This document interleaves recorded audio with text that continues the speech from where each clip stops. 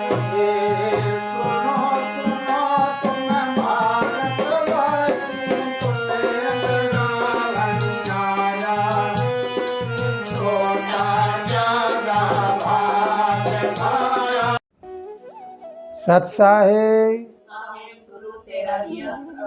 बच्चों, सब मिलकर खुशी मनाओ। इंसान जितना ज़्यादा खुश रहता है उतना ही शरीर में शांति, सद्भावना और अच्छी विचारधारा बनती है। खुश रहने वाला इंसान कभी बीमार नहीं होता। इसलिए हंसते रहिए, हंसाते रहिए, खुशी मनाते रहिए। तो बच्चों, इस दुनिया में अंधविश्वासी बातें बहुत ज़्यादा हैं। अंधकार फैला हुआ है चारों तरफ।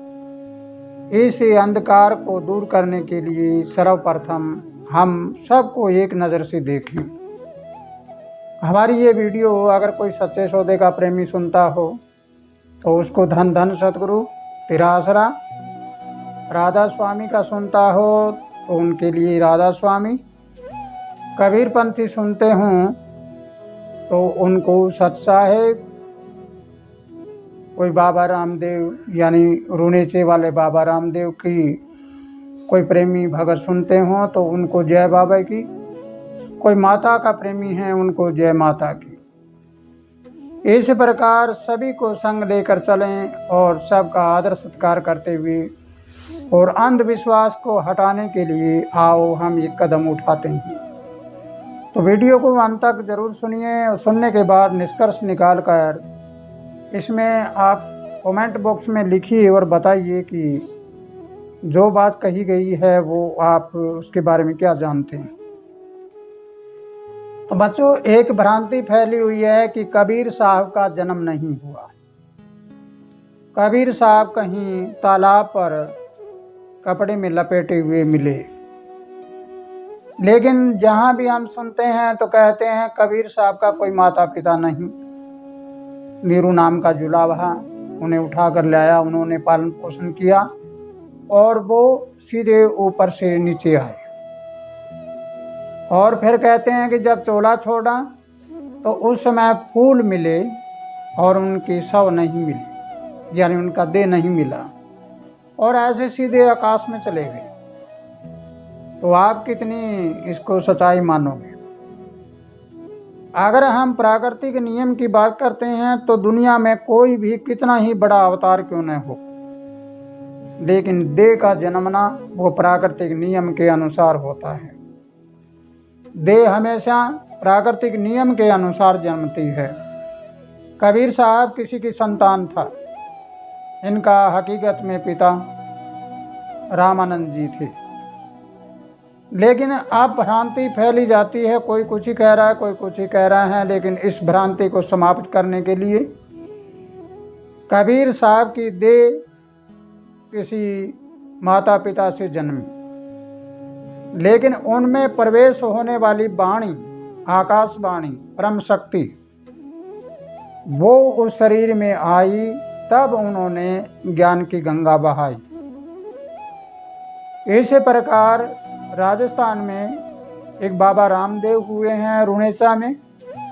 उनके बारे में कहते हैं कि वो पालने में उनका बड़ा भाई ब्रह्मदेव उनको सुलाया हुआ था और रामदेव बाबा वो आकर अपने आप ही उस पालने में सो गया, यानी उनके माता पिता नहीं बता रहे। और जब वो आए तब पैर, इधर पैर, चारों तरफ पैर मंड गए, चल के आए और पानी का दूध हो गया घड़ों में। आप एक विचार लगाइए और सोचिए कि कितना बड़ा अंधविश्वास है। देह हमारी प्राकृतिक नियम के खिलाफ नहीं जन्म सकती। और जब उन्होंने चोला छोड़ा तब उनकी समाधि जहाँ लगी, और समाधि लगने के बाद भी वो कहीं पे घोड़ा चराते हुए नजर आए। लेकिन फिर उनके भक्तों ने, परिवार ने समाधि को उखाड़ा। तब उनको आवाज़ आई कि तुमने मेरा दीन, तुमने मेरा मर्यादा भंग कर दी, तुमने मेरी नियम को भंग कर दिया, तो इसलिए तुम आगे से कोई पैगंबर, पीर या महापुरुष नहीं बनोगे। ऐसी बातें जब हम सुनते हैं तो यही हमारे दिमाग में बैठ गई। दिमाग में बैठकर यही हमने मान लिया कि बाबा रामदेव है, उसके माता पिता नहीं थे, लेकिन उनका माता पिता थे। कबीर साहब के माता पिता नहीं थे, माता पिता थे। अब हम उसका विचार करते हैं, बहुत गहराई में चल के विचार करते हैं कि कोई भी महापुरुष होए, उस समय उन्होंने जो वाणी बताई, उन्होंने जो वही वाणी उच्चारण किया, उन्होंने जो ज्ञान दिया, उस ज्ञान से हटकर हम चल रहे हैं। आप जहाँ रुनेचे वाले बाबे का जिक्र करते हैं, वहाँ आते हैं, उनकी ब्याह शादी उसके बारे में व्याख्यान करते हैं, या उनने कहा ऐसा पर्चा दिया, ऐसे पर्चा दिया, ऐसे पर्चा दिया। लेकिन उन महापुरुषों ने जो हमें बताया कि तुम्हें जीवन कैसे जीना चाहिए, कैसे रहना चाहिए, उसके बारे में कोई व्याख्यान नहीं होता। तो इसलिए इस अंधविश्वास से दूर हटकर आप उनकी हकीकत के बारे में जानें कि वही कबीर साहब में कोई आने वाली आकाशवाणी थी, वही बाबा रामदेव में आने वाली आकाशवाणी थी, वही गुरु नानक देव में आने वाली वो धुर की वाणी थी, वही रविदास महाराज में बोलने वाली वो कोई परम शक्ति थी। इसी तरह ईसा मसीह में आने वाली वो गॉड लाइट थी, हजरत महमूद में आने वाला वो खुदा का प्रकाश था। भाषा का फेर है, सब ने अलग अलग भाषा में उच्चारण किया उनका, लेकिन इस बात को जरूर माने कि बहुत सी बातों में हम गपोड़ा सुनते हैं, कहीं कुछ ही सुनते हैं, कहीं कुछ ही सुनते हैं। तो आप जरा इसके बारे में हमें पूर्ण रूप से समझना और जानना है कि हकीकत कहाँ पर है और कल्पना कहाँ पर है।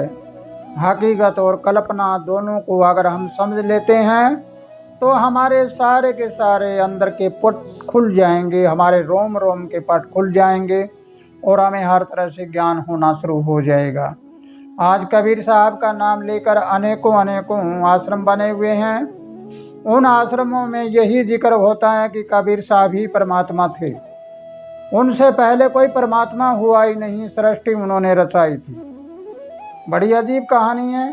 अगर हम इस बात को पूर्ण रूप से समझते और जानते हैं तो सृष्टि कब चली है, कब से रची हुई है।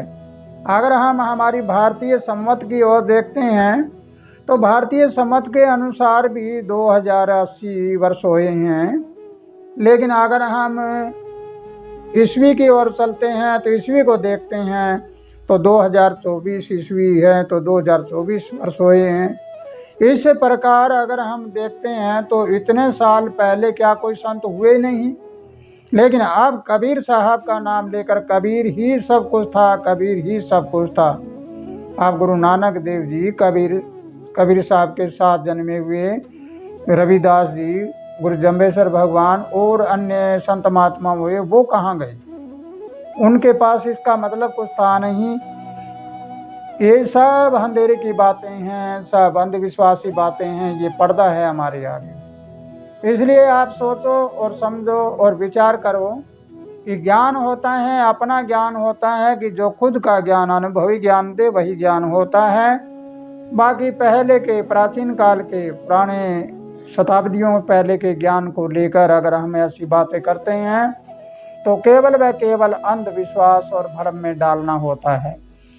इसलिए बच्चों, अगर ये बात आपको समझ आई है तो इस बात को सिरे से नकार दो कि कबीर साहब का जन्म नहीं हुआ, वो आकाश से उतरे थे, आकाश में चले गए नहीं। इस प्रकार रोनेचे वाले बाबे का जिक्र करते हैं तो वो भी किसी उनकी देह कहीं आकाश से नहीं उतरी, वो भी माता पिता के जन्म लिया था। इस प्रकार अगर हम सही बातों को मानते हैं, आगे चलते हैं तो हमारा भरम सारा मिट जाएगा और हम एक रास्ते पे लग जाएंगे। वो रास्ता है परमपिता परमात्मा का। तो इसलिए प्यारे बच्चों, अगर ये बात आपको समझ आई है तो इस वीडियो को ज़्यादा से ज़्यादा शेयर करिए ताकि लोगों को ज्ञान हो जाए कि हम बहुत बड़े अंधेरे में हैं। इस अंधेरे से उजाले में आने के लिए हमें अपने आप को पहचानना पड़ेगा। इसी के साथ खुशहाल रहो, आनंद करते रहो। सत्सा है।